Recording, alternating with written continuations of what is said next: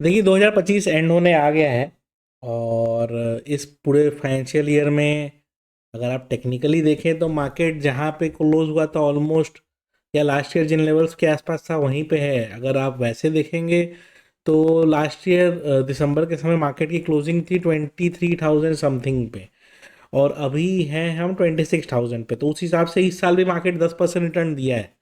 ठीक है, तो ऐसा नहीं है कि इस साल मार्केट में रिटर्न नहीं है, मार्केट में इस साल भी 10% का रिटर्न है। चैलेंज दूसरा है। चैलेंज ये है कि ये जो 10% का रिटर्न आपको दिखाई दे रहा है, ठीक है, ये लेवल्स हम लास्ट एक साल से बैठे हुए हैं यहीं पे, मतलब सितंबर अक्टूबर लास्ट ईयर हर समय हम यही जगह पे थे। तो लास्ट कुछ दिनों में मार्केट को लेके लोगों का परसेप्शन थोड़ा सा ख़राब भी हुआ है और लोगों को ये लगने लगा है कि यार क्या पता पैसा शायद ना बने मार्केट में। हाउएवर मार्केट में इस तरह के साइकिल चलते रहते हैं। चैलेंज जो इंडिया को फेस हो रहा है, क्योंकि देखिए हर महीने 30,000 करोड़ की अप्रोक्सीमेट बाइंग हो रही है रिटेल इन्वेस्टर्स से। इतनी बाइंग के बाद भी, क्योंकि रोज नए स्टॉक्स तो लिस्ट होते नहीं, आपको पता ही है कितने ही स्टॉक्स लिस्ट होते हैं, राइट। तो नए स्टॉक्स रोज नहीं लिस्ट हो रहे हैं, उसके बाद भी मार्केट ऊपर नहीं जा पा रहा है कि कुछ तो कारण होगा। और एफआईआई कंटिन्यूस बेचे जा रहे हैं, तो उसका भी कुछ तो कारण होगा। चलिए इस वीडियो में डिटेल में उन दोनों चीज़ों को डिस्कस करेंगे और ये अपना एक्सपेक्टेशन डिस्कस करेंगे 2026 कैसा हो सकता है। देखिए गलत और सही होना अलग जगह होता है, मैं ये नहीं कह सकता कि मैं सही होऊंगा। मैं अपना एक्सपेक्टेशन जरूर डिस्कस करूंगा, नॉट नेसेसरली कि वो सही ही होगा, बट यस, अगर पास्ट एक्सपीरियंसेस देखें तो मेरे उतने भी ख़राब नहीं रहे हैं। जब मार्केट में जो पागलपन वाला रैली आया था, कोई जाके मेरा ट्वीट वगैरह चेक करेगा तो मैंने रिवर्स मार्केट क्रैश वगैरह का डिस्कशन भी किया था कि मार्केट में क्रैश दो तरीके से आ सकता है। या तो मार्केट नीचे गिरता है या मार्केट इतना ऊपर चला जाता है कि अब वो खरीदने के बाहर चला जाता है और फिर नेक्स्ट कुछ दिन वहीं रुक जाता है। तो अभी वही फेज चल रहा है कि मार्केट एक ही बार अचानक से 18 से 26 हज़ार तक का पैराबोलिक रैली दिया एंड वहीं पे फिर रुक गया, क्योंकि उसको यह लगता है कि हम ऑलरेडी 3-4 साल का रिटर्न दे चुके हैं। एवरेज अगर निफ्टी का आप लास्ट 20 साल 25 साल का रिटर्न देखेंगे तो 12-13% एवरेज ग्रोथ होता है। उस हिसाब से लास्ट ईयर क्लोजिंग और इस साल की जो क्लोजिंग होने वाली है उसमें 10% का है। तो टेक्निकली हम खराब परफॉर्म किए हैं ऐसा नहीं है इंडेक्स वाइज, बट स्टॉक्स 30-30 40-40 50-50% भी डाउन है। ठीक है, तो हर पैरामीटर है, हर तरीका है, आप जिस तरीके से उसको चीज़ों को देखें समझें और समझने की कोशिश करें, हर तरीके से चीज़ों को एनालाइज किया जा सकता है। ये आपकी समझदारी के ऊपर है कि आप उसको किस तरीके से देखते हैं। और रहा बात कि अगर आप ये मानते हैं कि एफ तो बेचेंगे ही, हमें क्या करना है, हम अपना देखते रहेंगे, तो ऐसे दुनिया नहीं चलती है। अ, दुनिया में डेप्थ ऑफ कैपिटल का एक लिमिट है। अगर 2-3 साल तक रिटर्न्स नहीं आएंगे तो क्या SIP 30,000 करोड़ तक बनी रहेगी, इसकी भी कोई गारंटी नहीं है। ठीक है, क्योंकि SIPs पहले भी हुआ करती थी, आज भी हुआ करती हैं। पहले अमाउंट कम था, आज ज़्यादा है, क्योंकि मार्केट का लेवल ही बदल गया है। अगर मान लो महीने का एवरेज SIP 5,000 करोड़ था, उस समय निफ्टी अगर 7,000 पे था, और आज महीने का एवरेज SIP 30,000 करोड़ का है और आज निफ्टी भी 30,000 पे है, तो क्या दोनों सेम है? क्या ये जो इंक्रीज है वो इसलिए नहीं है कि पहले एक रिलायंस हो सकता है आज के करंट प्राइस के हिसाब से देखेंगे तो 400 रुपये का मिलता था, आज वही चीज़ 1,600 रुपये का मिल रहा है। तो ये डिफरेंस आपको समझना पड़ेगा कि SIPs का नंबर ग्रो हुआ है बट शेयर के वैल्यूज भी ग्रो हुए हैं। तो क्वांटिटी ऑफ शेयर जो अवेलेबल फॉर ट्रेड था वो उतना अगर रह भी गया है, तो भी उसका जो परचेजिंग प्राइस है वो इतना हाई है कि अब वो उस तरीके से नहीं मिलता है जिस तरह से पहले मिलता था। ये बेसिक मैथमेटिक्स है, इसमें मतलब मेरा कोई रॉकेट साइंस नहीं लगा हुआ है। नाउ अब आते हैं इस क्वेश्चन पे कि ये FII सब फिर बेच क्यों रहे हैं। फिर डिटेल में डिस्कस करेंगे कि आगे क्या हो सकता है एंड ऑल दैट। देखिए FII बेचने का 2-3 तरीके कारण है। अच्छा एक चीज़ और, भैया इसके आज से बेच रहे हैं। अगर मैं आपको डाटा दिखाऊं, ईयर ऑन ईयर डाटा है, लास्ट ईयर भी उन्होंने 3 लाख करोड़ का बेचा था, 2023 में उन्होंने 16,000 करोड़ का बेचा था, 2022 में उन्होंने 2,78,000 करोड़ का बेचा था। इस साल 296 हो चुका है, 6,000 करोड़ बचा है, उनको बस क्रॉस करना है इस नंबर को। 2-3 दिन बचे हैं टाइम, क्या पता इसको क्रॉस भी कर जाए लोग, कोई बड़ी बात नहीं है। अगर क्रॉस कर जाते हैं तो क्या होगा? होगा क्या? कुछ नहीं। ये इतना सेलिंग के बाद लास्ट 5 साल में ऑलमोस्ट 10,000 करोड़ का, 10 लाख करोड़ का सेल करने के बाद भी आज भी उनका करंट होल्डिंग रफली 75 लाख करोड़ का है। नंबर ध्यान से सुनिएगा, लास्ट 4 साल में 10 लाख करोड़ का इन्होंने सेल किया है, फिर भी उनका करंट होल्डिंग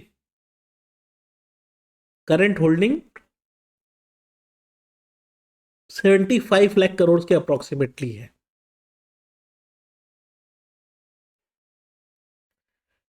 इन्वेस्ट उन्होंने कब किया? 2019-20 में, जब मार्केट एकदम लो पे थे। तो ये क्लियर कट एक तो है कि प्रॉफिट माइंडसेट है कि मेरा प्रॉफिट जैसे ही हुआ मैं अपना बेच के निकल गया, ठीक है। दूसरा चीज कंट्रोवर्शियल भी हो सकता है, लेकिन मैं वो चीज़ों में ज़्यादा नहीं प्रेफर करता हूँ। लेकिन मैं आपको मार्केट लॉजिक से आपको अगर बताऊं तो पहला बात कि लोअर लेवल पे इन्वेस्ट किया हुआ था वो प्रॉफिट अभी बुक किया जाएगा, बट जो 75 लाख करोड़ ऑलरेडी इन्वेस्टेड है, कभी ना कभी वो भी निकलेगा। और जितना आप एसआईपी लाते जाएंगे उतना वो बेचते जाएंगे। अब इसको कैसे कोरिलेट करें? एफआईआई देखा आपने, डीआईआई पे आइए। 2022 में 2,74,000 करोड़ का उन्होंने बेचा था, 2,76,000 करोड़ का परचेसिंग हुआ। 2023 में उन्होंने 16,000 करोड़ का बेचा था, डीआईआई ने 184 का खरीदा। 2024 में 5,25,000 खरीदा, उन्होंने 3 लाख करोड़ का बेचा था। 2025 में 7,72,000 का इन्होंने परचेज किया है और उन्होंने कितने का बेचा है? 3 लाख करोड़ का। तो 4 लाख करोड़ जो एक्स्ट्रा बाइंग है ना, वही यहां निफ्टी में एक्स्ट्रा पर रिफ्लेक्ट कर रहा है। अब इतना बाइंग हो क्यों रहा है? क्योंकि हो क्या रहा है कि रिटेल इन्वेस्टर्स ने ये समझ लिया है कि अब मैं जो भी करूं मुझे पैसे आने हैं, और मैं जितना भी वो करूं मेरे हिसाब से मार्केट ऊपर ही जाना है। तो वही माइंडसेट से क्या हो गया कि रिटेल इन्वेस्टर्स पैसा लगाए जा रहे हैं और मार्केट उसी तरह से अपना रिएक्ट किए जा रहा है। तो ठीक है, मार्केट का काम भी है उसी तरह से रिएक्ट करना। अब ये 7 लाख करोड़ आया तो है इस साल, ठीक है, बट किस लेवल पे आया है? इसी लेवल पे रफली। अच्छा, लास्ट ईयर भी दिसंबर के समय मार्केट नीचे था, ध्यान रखिए, 23,644 पे था। यानी कि 7 लाख करोड़ की परचेजिंग है। एवरेज प्राइसिंग परचेजिंग क्या है? 25 से 26,000, यही रेंज रहेगा। कुछ दिन मार्केट 22,000 भी था क्या, लेकिन 22,000 पे सबने परचेज करा था? नहीं, सबने उस समय नहीं परचेज किया था, राइट। तो एवरेज परचेजिंग जो प्राइस निकलेगा वो 25,000 के आसपास ही निकलेगा, या 24,500 टू 25,000 के आसपास निकलेगा। मार्केट उस लेवल के पास आज भी है।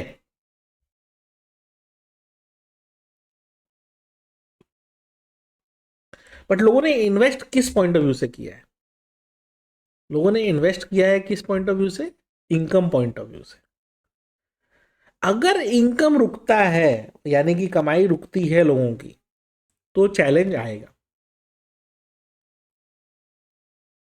जो एसआईपी इन्वेस्टर्स हैं, अगर उनके पास इंडेक्स फंड नहीं है, तो इस साल मेजॉरिटी फंड्स ने नेगेटिव रिटर्न दिए हैं।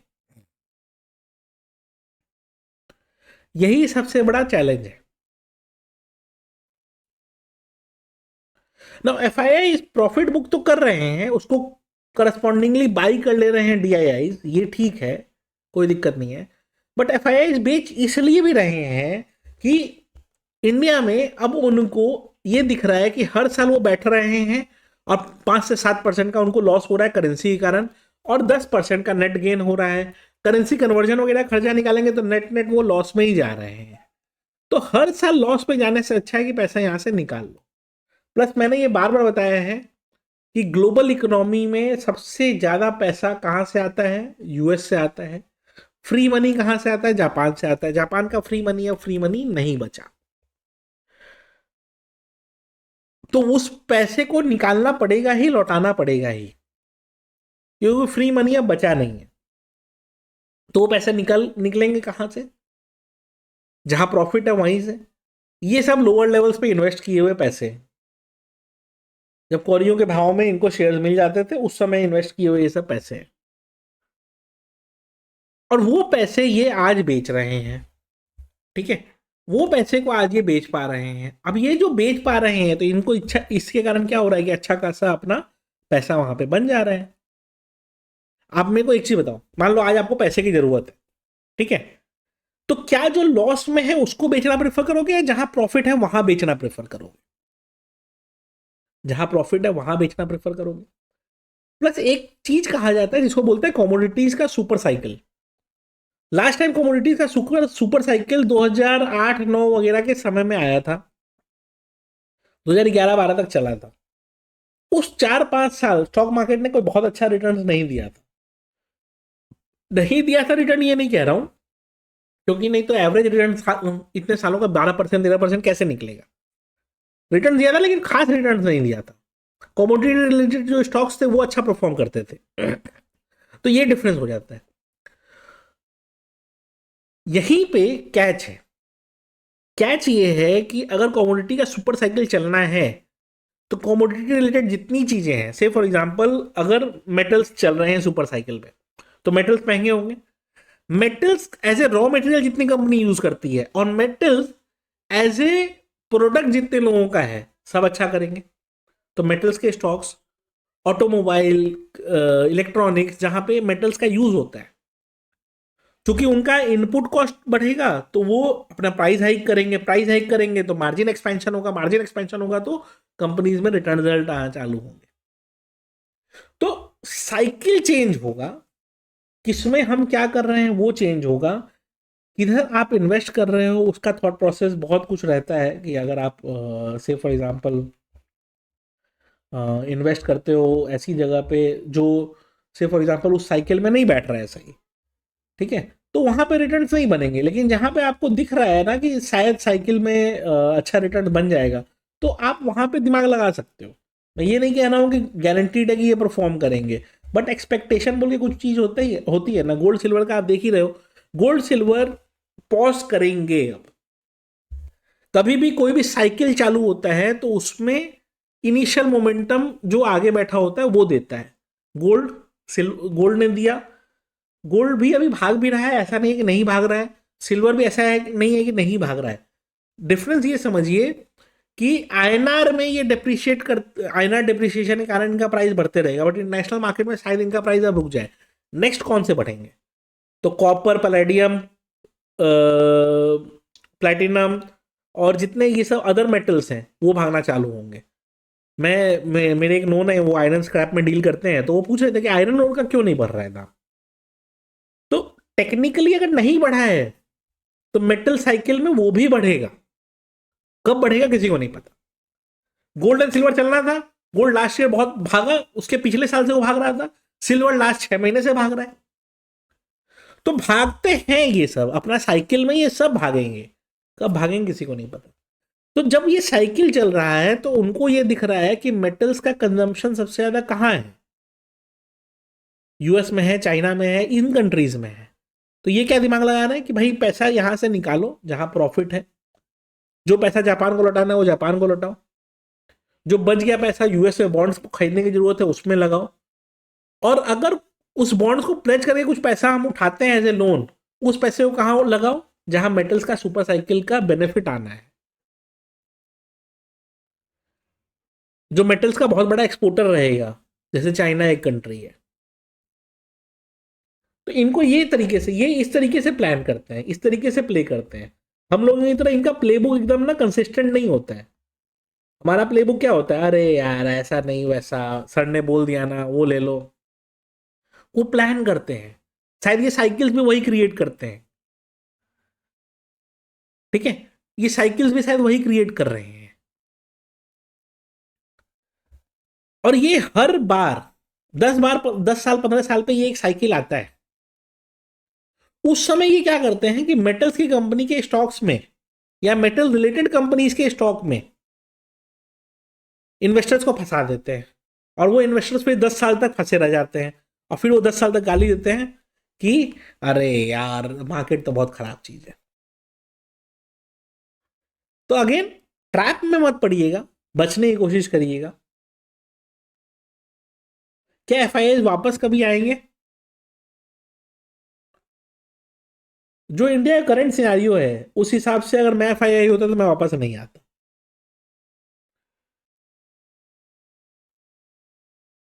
वेल्दी इंडियंस सब बाहर निकल रहे हैं। जो लोग अभी भी, कुछ लोग सोच रहे थे कि नहीं यार इंडिया छोड़ के कहाँ जाएं कहाँ जाएं कहाँ जाएंगे, ये जो लास्ट 2-3 महीने में हुआ है उसके कारण लोगों को और इंटरेस्ट आ गया है कि अब यहां तो नहीं रहना है। लोग रीलोकेट करने लग गए हैं toward south of India. Specially जो इंडो गैंगेटिक प्लेन है दिल्ली से स्टार्ट करे कलकत्ता तक, ये तो अनब्रीदेबल हो चुका है। मैं सच बताऊं, घर में डाइसन का एयर प्यूरीफायर लगा के रखा हुआ है, फिर भी मेरे गले में खराश हो जाता है अगर मैं 1 घंटे के लिए बाहर निकल जाऊं तो। ये हाल है। तो one of the best available resources आपके पास होने के बाद भी आपका कंडीशन खराब रहेगा, घर में तो दिन भर नहीं बैठ सकते ना, थोड़ा देर के लिए बाहर तो निकलोगे, कभी तो मास्क खोलोगे, और मास्क पहनने वाले को लोग जोकर समझते हैं। तो दिल्ली से लेके स्टार्ट करिए आप, और वो आइए आप यहाँ पे। अच्छा, कुछ दिन पहले मेरे को एक प्रॉपर्टी डीलर ने देहरादून बोला था कि सर देहरादून में आप इन्वेस्ट कर लो, वहाँ पे एयर क्वालिटी वगैरह बहुत अच्छा है। सही बात है, पहाड़ पे एयर क्वालिटी जनरली अच्छा होता है। टू माई सरप्राइज वो भी खराब होकर रखा है। मतलब जो 20-25 AQI जो हमको सिक्किम में मिल जाता है या दार्जिलिंग में मिल जाता है 50 AQI, वो नहीं है वहां पे। क्यों? क्योंकि ये जो पोल्यूशन इतना जो बढ़ गया है, स्प्रेड होगा ही ना कहीं कहीं। फिर अभी आप अरावली काट ही दोगे तो उधर से बालू उड़ के इधर तक पहुंचने वाला है। 1 साल में नहीं होगा, लेकिन नेक्स्ट 10 साल में होगा, 15 साल में होगा, 20 साल में होगा। तो इतनी चीजें जब हो रही हैं, एनवायरनमेंट का कोई सोच नहीं रहा है। आज आप कोई भी बड़े कंट्री, कोई भी बड़े वेस्टर्न कंट्री चले जाइए आप, यूरोप चले जाइए, यूएस चले जाइए, आपको दिखेगा, विजिबल डिफरेंस दिखेगा एयर क्वालिटी और बाकी सब चीज़ों में। लास्ट ब्लू स्काई इंडिया में कब दिखा था किसी को याद भी नहीं होगा, स्पेशली नॉर्थ इंडिया में।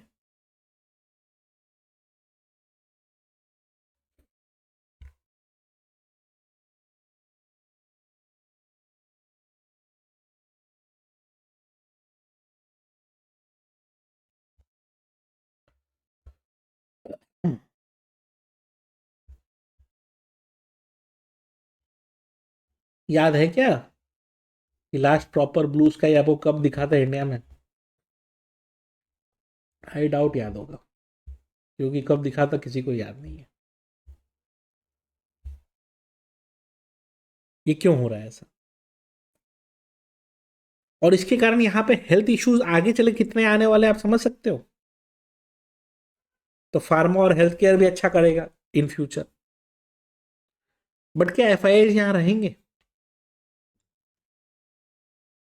सस्टेनेबल डेवलपमेंट का सारा मतलब हम भूल चुके हैं, तो क्या एफ यहाँ रहेंगे? अब कुछ लोग ज्ञान देंगे कि सर एक समय पे चाइना भी ऐसा था, एक समय पे यूएस भी अच्छा था, ऐसा ही था, एक समय पे यूरोप भी ऐसा ही था। है नहीं ना। और हम नेक्स्ट 50 साल भी ऐसे ही रहेंगे, हम नहीं सुधर सकते।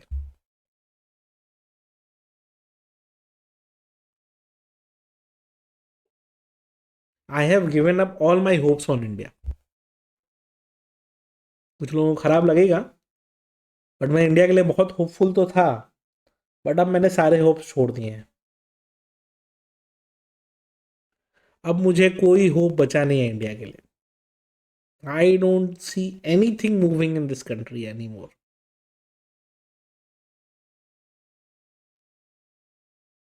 2014 में हम लोग बहुत एक्साइटेड होकर मोदी जी को लाए थे, उस समय के मेरे सोशल मीडिया पोस्ट को जो आजकल लोग देख के बोलते हैं मेरे को कांग्रेस ही, उस समय लोग मेरे को देख के बोलते हैं कि तुम तो आरएसएस वाला है,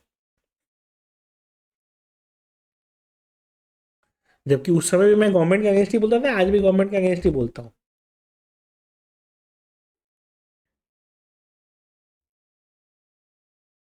कैसे दुनिया बदलती है सोचिए।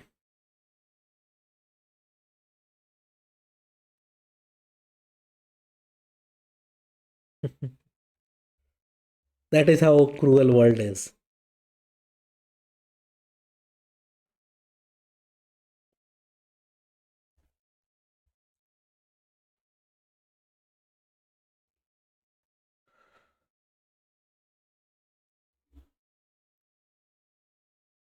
स्टॉक मार्केट 2026 में मेरे हिसाब से,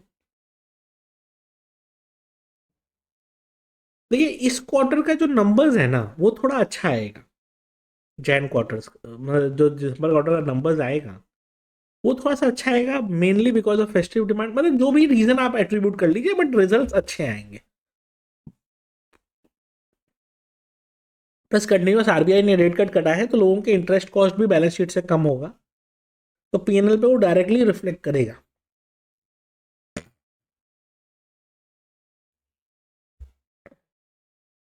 तो उस पॉइंट ऑफ व्यू से जाए ना तो अच्छा ही होना है, मतलब मेरे हिसाब से तो वो अच्छा ही एक तरह का होना है।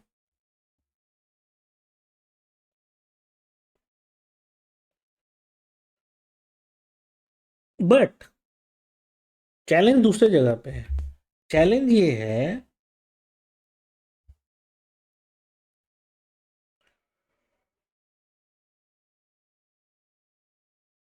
कि अगर मेटल्स के प्राइसेस जिस तरह से भाग रहे हैं एंड कमोडिटी या सुपर साइकिल अगर चालू होता है, तो हमारा इन्फ्लेशन का नंबर जो भी हो 0.1%, 0.02%, ये सब नंबर जो हम दिखाते हैं, जो भी हम दिखाएं, रियलिटी में इन्फ्लेशन बहुत हाई रहने वाला है, राइट। अगर इतना हाई इन्फ्लेशन रहता है क्योंकि सुपर साइकिल चालू होगा अगर कमोडिटीज का, तो हायर इन्फ्लेशन पे नंबर्स में ग्रोथ दिख जाएगा, बट वैल्यू ऑफ मनी पूरा डिक्लाइन करेगा, और वैल्यू ऑफ मनी डिक्लाइन करना चालू हुआ तो आपको आईएनआर और डिप्रिशिएट करता हुआ दिख सकता है। एंड आईएनआर यहां से और डिप्रिशिएट अगर करा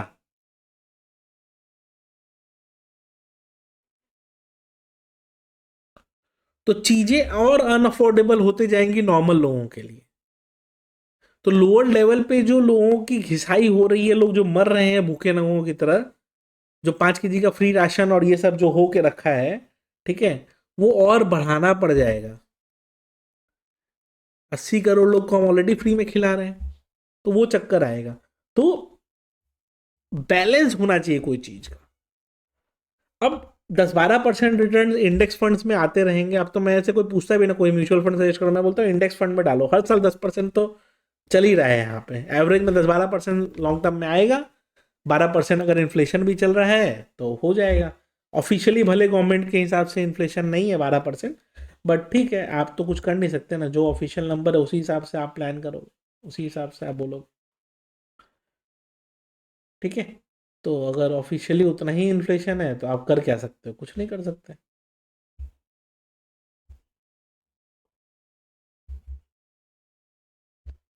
तो देखिए, उसी हिसाब से देखिएगा। एफ वापस आते हुए नहीं दिखते हैं, स्पेशली अनलेस हम एक सस्टेनेबल डेवलपमेंट वाला अपना जोन शो करें, बिकॉज अगर अनसस्टेनेबल डेवलपमेंट के हिसाब से भी इन्वेस्ट करना है तो वो हम कहीं भी एफ कहीं भी कर लेंगे ना। Why they will invest in India only. Plus अभी ऑलरेडी उन लोगों ने बांग्लादेश का ट्रबल देख ही लिया है। ग्लोबल सप्लाई चेन पूरा कपड़ों का हिल चुका है बिकॉज ऑफ बांग्लादेश इशू। तो अब वो ऐसे जगह पे नहीं इन्वेस्ट करेंगे जहाँ पे रिलीजियस सेंटिमेंट, जहाँ पे अनपढ़ गंवारों की संख्या बहुत ज़्यादा हो। अब एफ आई वहाँ तो इन्वेस्ट नहीं करेंगे। हमारा market because of S I P money ऊपर जाता रहेगा, no doubt in that. Index वगैरह में थोड़ा थोड़ा रिटर्न जो बनता है वो बनता रहेगा। Bulk money is to be made somewhere else, that somewhere else is that somewhere else is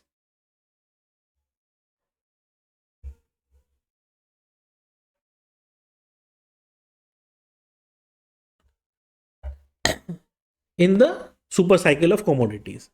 तो वो देखिए कि उसका आप कितना अच्छा से फ़ायदा उठा सकते हैं। मेरे हिसाब से अगर आप सुपर साइकिल का फ़ायदा उठा पा रहे हैं तो नथिंग लाइक इट। और अगर आप कमोडिटी सुपर साइकिल में पार्टिसिपेट कर पाएंगे तो वेल एंड गुड, नहीं कर पाए तो भी कोई दिक्कत नहीं है।